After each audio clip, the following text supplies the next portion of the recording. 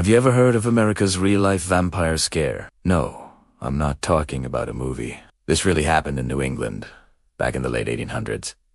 A terrifying and mysterious illness was sweeping through rural towns, causing people to waste away, coughing up blood, looking pale and gaunt. Today, we know this disease as tuberculosis, or TB. But back then, without modern medicine, people had a much spookier explanation. They believed it was the work of vampires.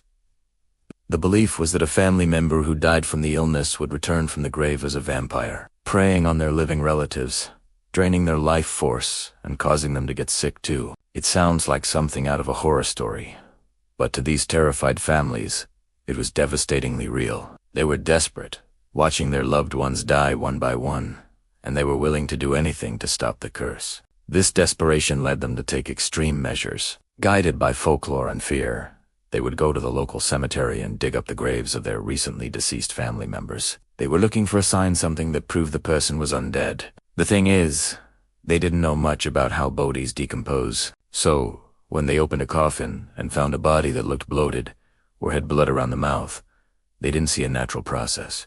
They saw a vampire that had been feeding. Once they identified the vampire, they would perform a ritual to kill it for good. The most common practice was to cut out the heart. They believed the heart was the source of the vampire's power. Sometimes they would burn the heart on a blacksmith's forge, and the family would inhale the smoke. In some of the most extreme cases, they would burn the heart to ashes and mix those ashes with water to create a cure for the sick family members to drink.